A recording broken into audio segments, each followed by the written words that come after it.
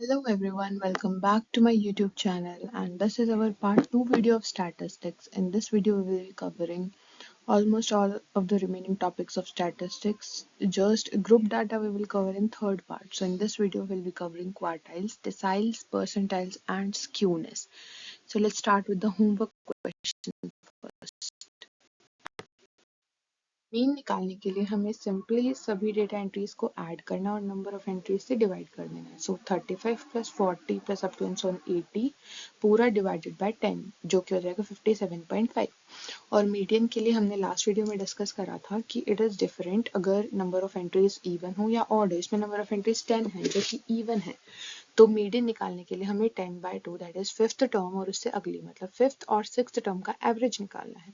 यहाँ पे fifth term है हमारे पास 55 और सिक्स्थ टर्म है 60. तो 55 प्लस 60/2 उनका एवरेज हमारा आ जाएगा 57.5. Let's go to second part. Second part में हमें 35 को रिप्लेस करना है 50 से और नया मीन और स्टैंडर्ड डेविएशन निकालना है. जब हम 35 को 50 से रिप्लेस करेंगे तो अल्टीमेटली जो नंबर है वो बढ़ रहा है तो जो मीन है वो भी बढ़ेगा. इसमें क्या होगा, जो हमारा अर्लियर मीन था जो कि था 57.5 उसमें ऐड होगा जो इनका डिफरेंस है 35 और 50 का difference 15 by number of entries 10.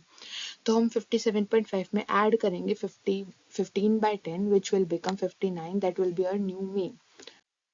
और नया स्टैंडर्ड डेविएशन भी निकालना है तो ये हमारा नया डेटा सेट आ जाएगा जब हम 35 को 50 से रिप्लेस कर चुके हैं. इसमें स्टैंडर्ड डेविएशन निकालने का हमारे पास फॉर्मूला होता है root under summation T square by N minus summation T by N whole square.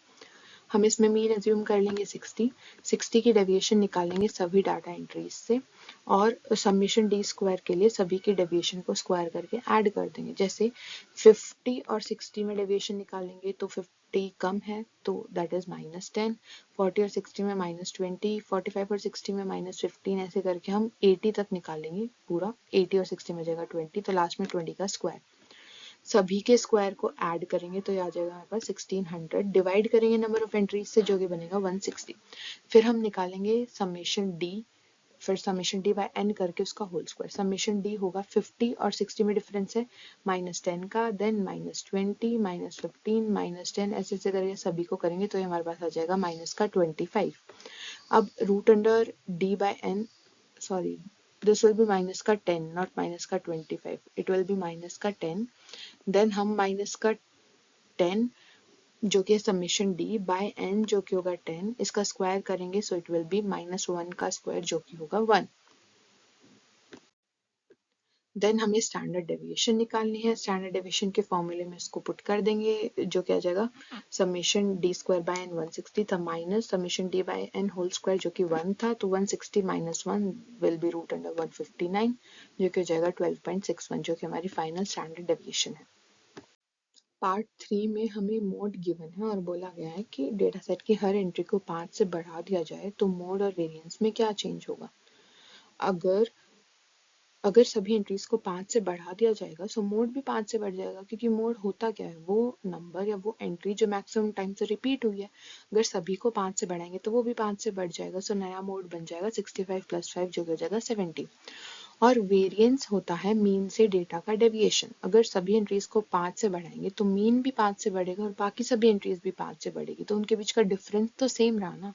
सो नया वेरिएंस में कोई चेंज नहीं आएगा और हमें न्यू वेरिएंस निकालनी भी है तो वेरिएंस पुराने के बराबर ही होगी जो कि होगी स्टैंडर्ड डेविएशन का स्क्वायर. स्टैंडर्ड डेविएशन हमने पिछले पार्ट में 159 निकाला है, रूट अंडर 159 निकाला और इसका स्क्वायर हो जाएगा 159. कोफिशिएंट ऑफ वेरिएशन अगर निकालने को बोला जाए तो कोफिशिएंट ऑफ वेरिएशन का फॉर्मूला होता है स्टैंडर्ड डेविएशन को मीन से डिवाइड कर देना. Standard deviation by mean that is the formula for coefficient of variation. Now quartiles. Let's say हमारे पास एक डेटा है, हम इस डेटा में 3 कट्स लगाते हैं 1 2 3 तो ये 4 इक्वल पार्ट्स में डिवाइड हो गया तो सभी होंगे 25% ईच होगा पार्ट. तो इसमें जो ये वाला कट है सबसे पहले वाला इसको बोलते हैं Q1 या लोअर या फिर first quartile. This is Q2 इसी को मीडियन या सेकेंड क्वार्टाइल भी बोलते हैं.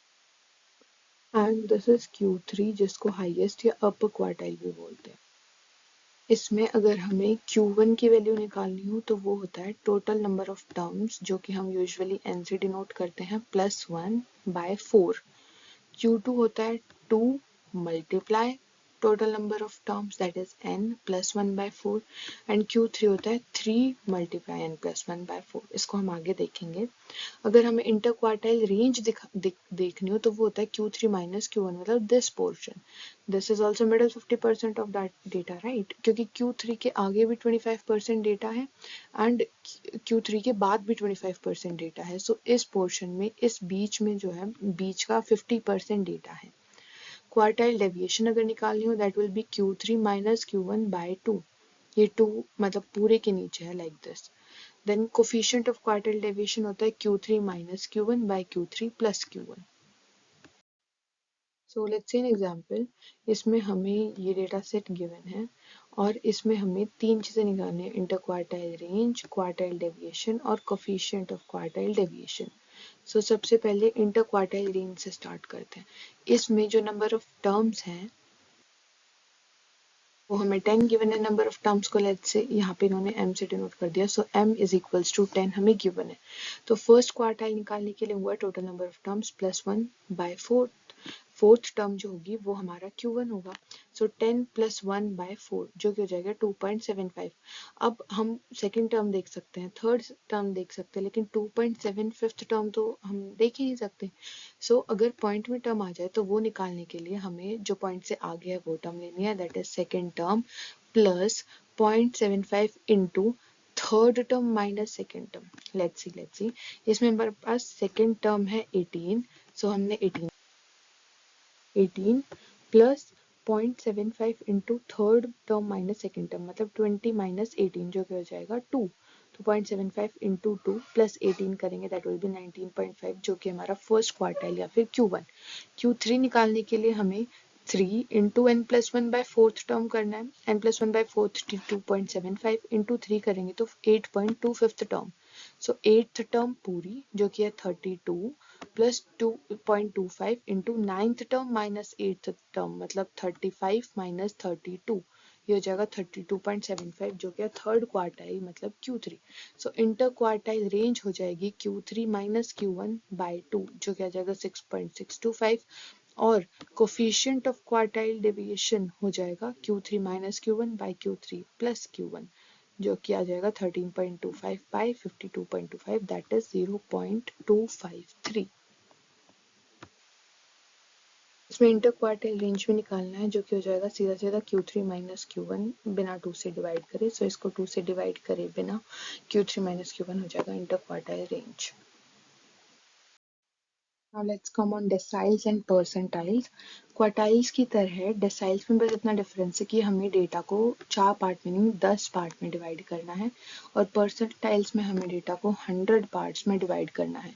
तो इसलिए जैसे क्वार्टाइल्स में हम n + 1/4 कर रहे थे, इसमें अगर 10 पार्ट्स में डिवाइड होना है तो D1 आ जाएगा n + 1/10th टर्म, और D5 आ जाएगा 5 इंटू n + 1/10th टर्म। अगर डेसाइल्स है जिसको 10 पार्ट्स में डिवाइड करना है, सो डेफिनेटली जो D5 होगा वो उसका मीडियन होगा।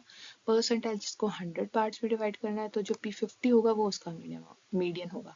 और परसेंटाइल्स में हमें कोई भी परसेंटाइल निकालना है, लेट्स से P1 निकालना है, वो हो जाएगा n + 1/100th टर्म। P45 निकालना होता है तो 45 इंटू n + 1/100th टर्म, और अगर पॉइंट में टर्म आ गई तो वो वैसे निकालना है जैसे हमने पीछे डिस्कस करा। Now let's start our last topic for today, which is skewness. Skewness होता है कि asymmetricity बेसिकली, कि कोई भी डेटा सेट कितना ज़्यादा asymmetric है।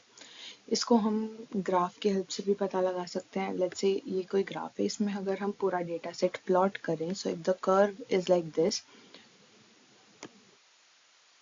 मतलब इधर भी सेम और इधर भी सेम, तो इसका मतलब ये एक सिमेट्रिक कर्व है। इसमें मीन, मोड, मीडियन तीनों इक्वल हो गए। अब जो स्क्यूनेस है that can be of 2 types, मतलब जो हमारा कर्व बन रहा है वो राइट स्क्यूड भी हो सकता है और लेफ्ट स्क्यूड भी। अगर वो राइट स्क्यूड है उसको पॉजिटिवली स्क्यूड बोलते हैं, अगर वो लेफ्ट स्क्यूड है उसे नेगेटिवली स्क्यूड बोलते हैं।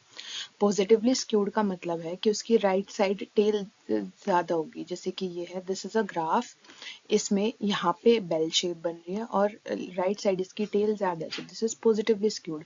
पॉजिटिवली स्क्यूड कर्व में मीन ज्यादा होता है मीडियन से और मीडियन ज्यादा होता है मोड से। एंड नेगेटिवली स्क्यूड कर्व में ये यहाँ पे दिख नहीं रहा but it is something like this, जैसे ये ग्राफ है, इधर टेल है और यहाँ पे बेल शेप्ड बन रहा है। So this is negatively skewed curve जिसमें ये लेफ्ट साइड पे उसकी टेल बन रही है।